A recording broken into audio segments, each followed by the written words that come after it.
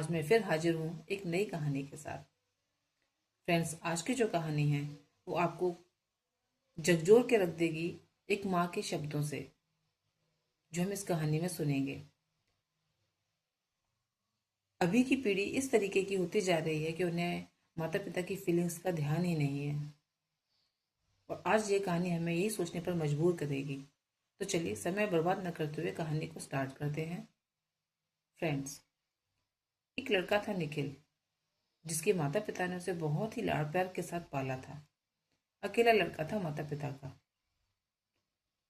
निखिल जब बड़ा होता है तो उसके माता पिता बहुत ही चाव के साथ उसकी शादी एक बहुत अच्छे घर की लड़की के साथ करते हैं।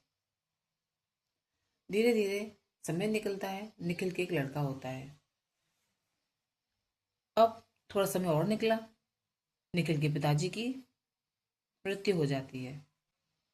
अब निखिल की जो पत्नी होती है, उसे बहुत आलस आता है अपनी माँ की से अपने सास की सेवा करने में।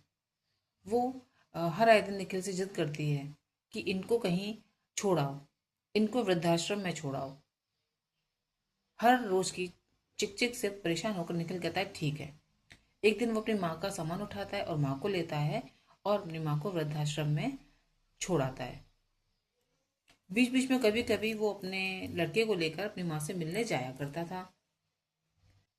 उसकी माँ बेचारी इंतजार करती रहती, कब निखिल आएगा, कब उससे मिलेगा, कब वो उसके नाती को लेकर आएगा, वो अपने नाती से बातें करेगी, मिलेगी। दिन निकलते जाते, कभी कभी निकल जाता और कभी नहीं भी जाता। उसकी माँ टूट जाती, वो याद करती पुराने दिनों को। खैर, समय बीता, वो बहुत बीमार हो गई। अनाथ आश्रम के लोगों ने निखिल को फोन किया कि एक बार आके अपनी माँ से मिल लो, उसका अंत समय निकट है, वो बहुत बीमार है। निखिल अपने बेटे को लेकर माँ से मिलने आया। उसने देखा माँ लेटी हुई है और बहुत बीमार है और लंबी लंबी सांसें ले रही है। जब वो माँ के पास गया, उसने माँ के हाथ को छुआ। माँ ने बोला, तुम आ गए बेटा? निखिल बोला, हाँ माँ। माँ ने बोला, बेटा मेरी एक बात मानोगे? निखिल ने बोला, क्या?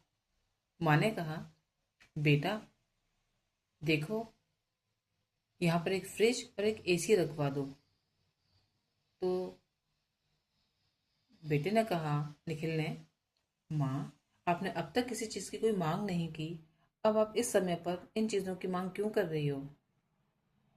माँ ने बड़ी सरलता से कहा, बेटा यहाँ बहुत गर्मी होती है इस कमरे में, कभी खाना खराब हो जाता, कभी बहुत गर्मी लगती है, कभी मैं तो रह ली खराब खाना खा के गर्मी में भी।